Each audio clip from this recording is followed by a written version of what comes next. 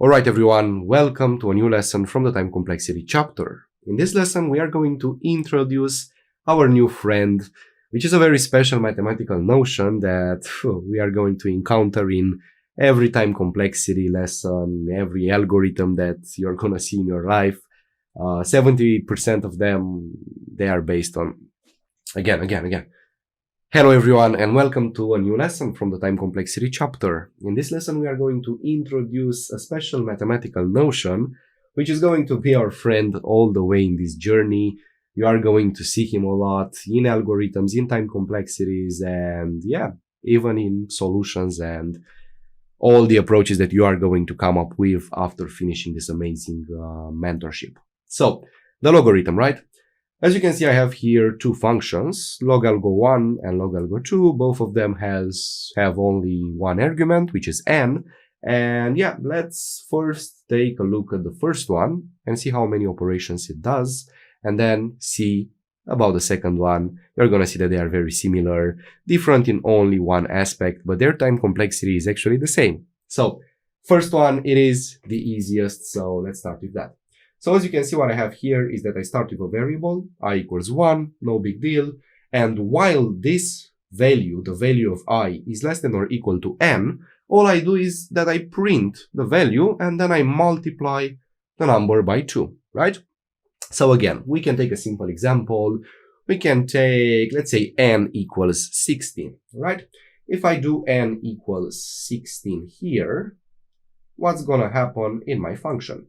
Well, of course, what are the values of I, right? I starts with 1. We enter the loop as 1 is less than or equal than 16, and we print 1. So also the output, we print 1. And then I multiply I by 2. So the value of I becomes 2. Enter again the loop. Of course, print 2. Multiply I by 2. It becomes 4. Enter again the while loop. Print 4. Multiply I by 2. I becomes now 8.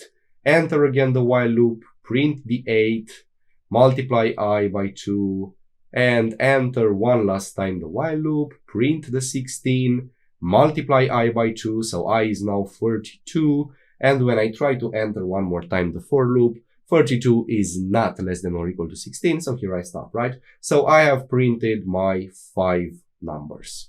Cool. So the algorithm is pretty simple. You most probably understood what it does. Now, of course, let's analyze the time complexity. In order to do this, as you got used to it, we are going to first see what are the fundamental operations, right? The constant operations, and then see for how many times each of them is actually performed. So, as you can see, the simplest one is I equals 1. This is an initialization, right? Only one time. Don't even worry about that. Cool. Then we have the while loop, right? And inside the while loop, we are basically printing a number. So again, this number, I mean, let's say we won't have like super huge values for this n, right? So n, let's say it is at most 10 to the power of 9. So this number has something like 8 or 9 digits. We are printing 8 or 9 characters. So yeah, we can say this is constant. No big deal about it. And of course, here we have assignment and multiplying, both of them constant. So yeah, we can say that all of these 3 lines are constant. This one, we know for sure that it happens only once, right? But we have to ask ourselves for how many times these 2 constant operations happen. And this is, of course, through analyzing the while loop, right? So again, in order to analyze the while loop, what we should do is, if we are not very experienced with this, don't worry about it, just take an example. Always take examples, man. Examples don't hurt. Examples are the way to success. This and brute forces, but we are going to get into brute forces later. So, you can see my example, n equals 16, right? Here I basically have written each and every step that my while loop does. Now all I have to do is, of course, count this number of steps, right? So I have 1, 2, 3, 4, 5. I can say I have 6. Actually I don't have 6. The value is 42, but I don't enter the while loop. Okay, so, 42 is the first bad one. So I have 5 times I basically enter the while loop, right? For I equals 1, 2, 4, 8, and 16, and I print the value, and then I multiply it by 2. So this happens 5 times, right? So for n equals 16, basically this while loop performed 5 iterations. Okay, this is interesting. So as you can see, 5 is way less than n. Okay. And yeah, it's not n, it's way less than n. So what is it? Well, we don't know yet. Let's take another example, right? What do we do when you don't know the answer? You take another example.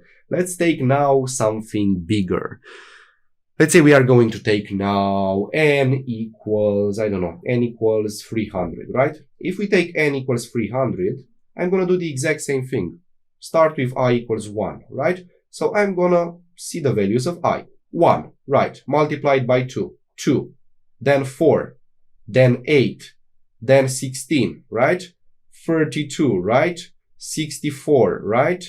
128, right? It always doubles. 256, and here, this is interesting, 256, we print the value, we multiply it by 2, so we have here 512, and this is the first value that won't be less than or equal to 30, right? To 300, sorry. So, as you can see here, for n equals 300, how many iterations did the while loop do? 1, 2, 3, 4, 5, 6, 7, 8, 9. Wow, only 9. This is super interesting right now. I don't know if you see what I'm seeing, but for n equals 16, the while loop did 5 iterations. For a way bigger, way larger value of n, 300, the number of iterations only got increased by 4. So, the number of iterations definitely depends on the value of n, right? When n got increased, also the number of iterations got increased.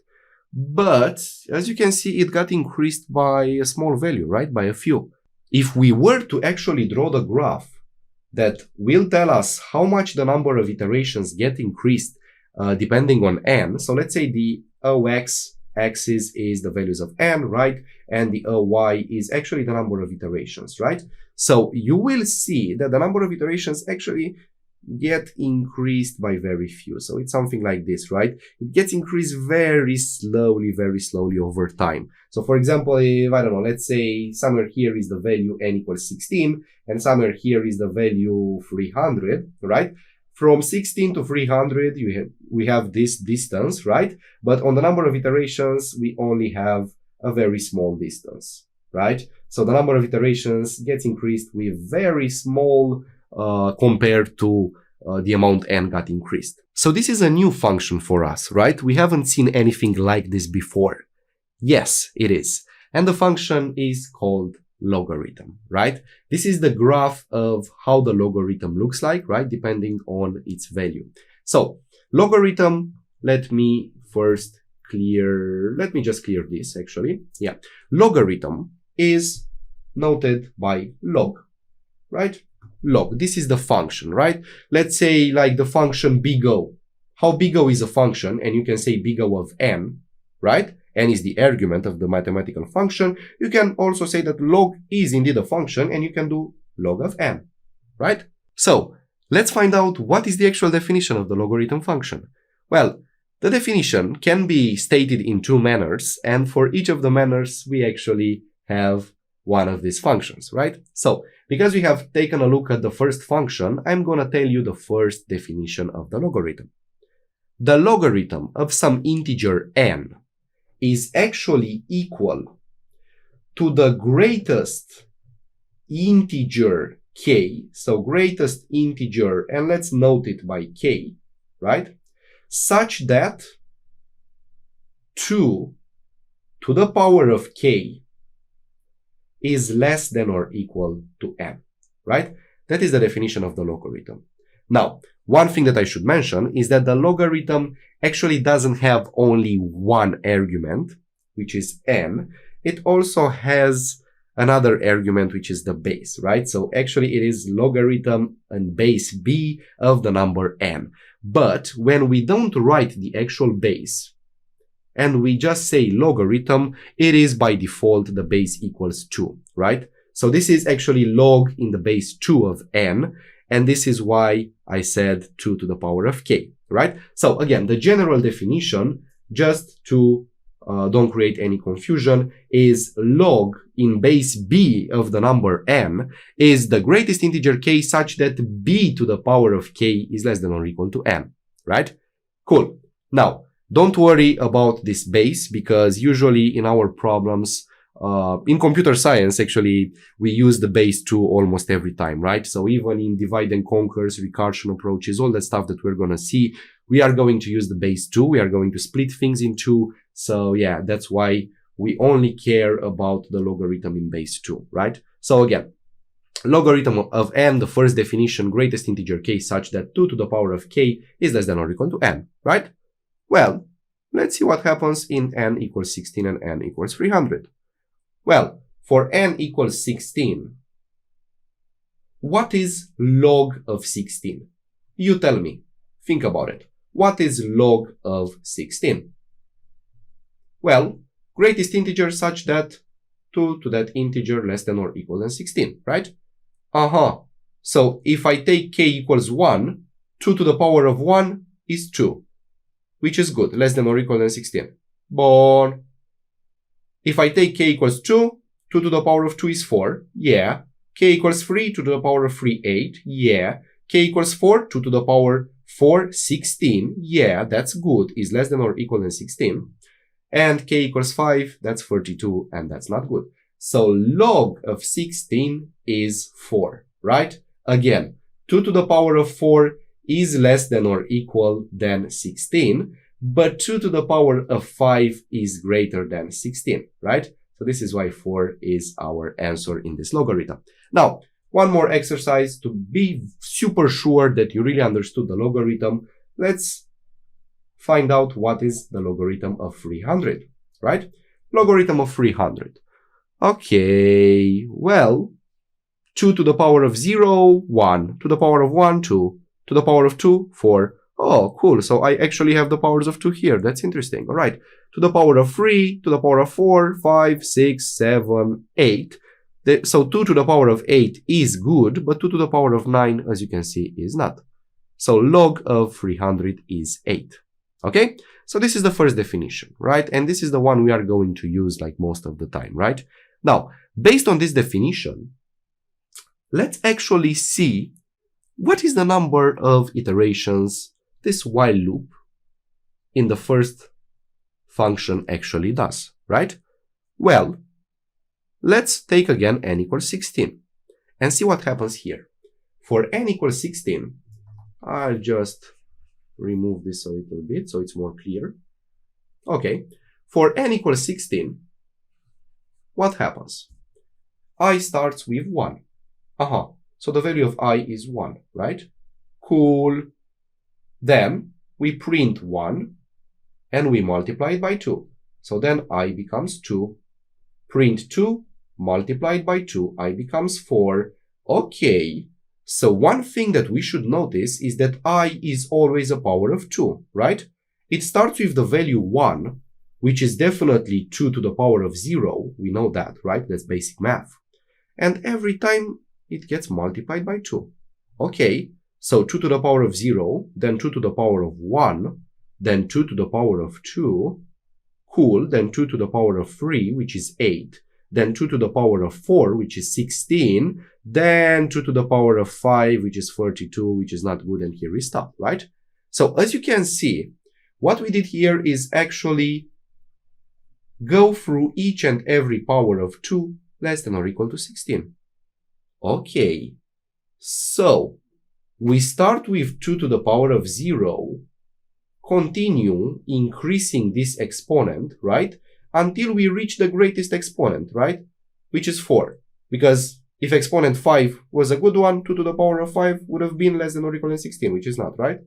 So basically what happens here is that for each iteration, we just increase this exponent. And this exponent starts from 0, always gets increased until it reaches some value, right? Some k, such that 2 to the power of k is less than or equal to n, but 2 to the power of k plus 1 is greater than n, right? Like here, this k was 4. This one is good, but 2 to the power of k plus 1 is not. So each iteration corresponds to an exponent from 0 to k. And what's the value of this k? We actually have just stated log of n, right? For this example, n equals 16, log of 16 is 4. So k equals 4. 0, 1, 2, 3, 4. For n equals 300, log of 300 is 8. So 2 to the power of 0, 2 to the power of 1, 2 to the power of 2, 2 to the power of 8. Every exponent from 0 to 8. And this is exactly why we have here 9 iterations, because each iteration corresponds to an exponent. So 9 here. And this is exactly why we have here 5 iterations, because each iteration corresponds to an exponent. So in the general case now, we can tell how many iterations we have, because we know that we try out each and every exponent 0, 1, 2 all the way until we hit log of n, right? How many numbers are in the range from 0 to log n? Log n plus 1 numbers. So in conclusion, I can clear all of this and say that my total number of iterations is log n plus 1, right? This while loop performs a total of log n plus 1 iterations.